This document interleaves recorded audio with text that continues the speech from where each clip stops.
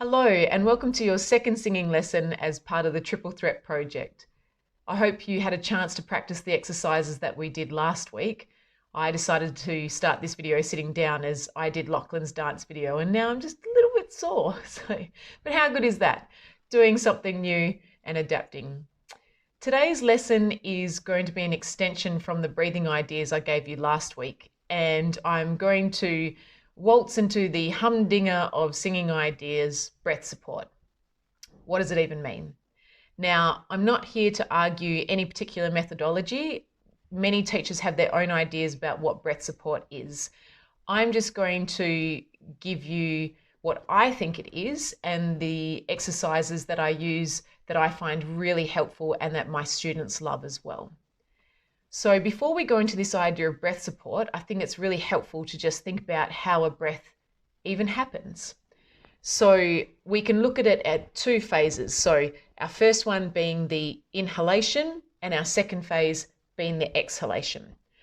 So your lungs are these beautiful sponge-like balloons, and they are housed by your ribs, your rib cage, and in between your ribs are intercostal muscles. So in between those ribs all around housing your lungs.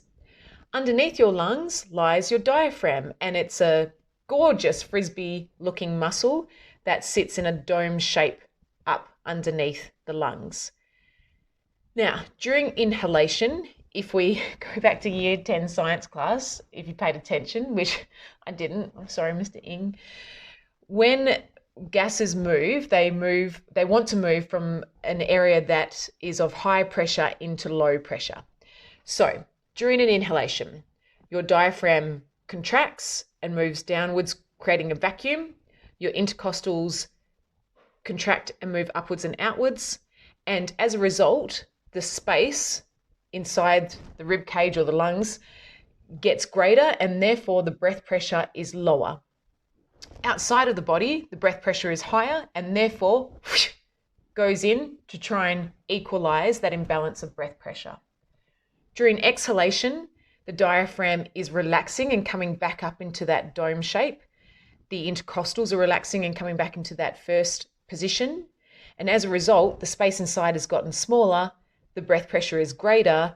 It wants to go to a place where the breath pressure is lower, which is outside of the body, and therefore breath goes out. And there we have a breathing cycle. How cool is that?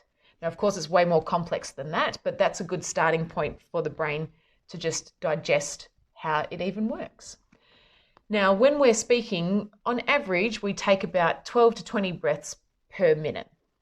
And that's because the requirements for speaking are not that great. Of course, if you're on stage or you're yelling at someone, then the requirements on that breath are going to be greater, but we have a tendency to have the breaths quite shallow, and we are having that cycle of about 12 to 20 per minute. When we're singing, the demands on the breath and for breath are so much greater. We're often singing in longer phrases than we would need to speak a sentence. We are using pitches that are much higher than the ones that we use for speaking. And we're also looking at playing around with volume and trying to project the sound in a full manner, or possibly going on a much softer idea. And so the demands on that breath and that breath energy are greater. So singing has a greater need for breath energy and an elongated breath cycle. So how long I can go between taking a breath. So we need really great flexibility and control over that breath flow. So when we want to look at this idea of support, we can come to this old school term called appoggio, which is an Italian term meaning to lean or to support. Now, this idea is that those muscles that were involved during that inhalation, so the diaphragm contracting and those intercostals that came and flared out, we are trying to delay those going back into their original position. So you can think of breath support as trying to use the muscles of inhalation and resisting everything going back too quickly. It's almost like Indiana Jones in the Temple of Doom. I don't even know if it's Temple of Doom. I don't know, you can wiki it, where he's got the walls and they're coming in against him and he's just trying to resist. But we have this beautiful flexibility where neither one of them is winning. The wall is kind of winning, but so is Indiana Jones.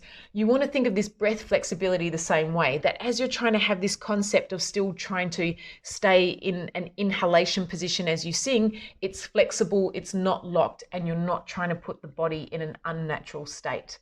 I love to think of a jellyfish, so it's very fluid and can move, and we're just trying to figure out what is the flow of that movement.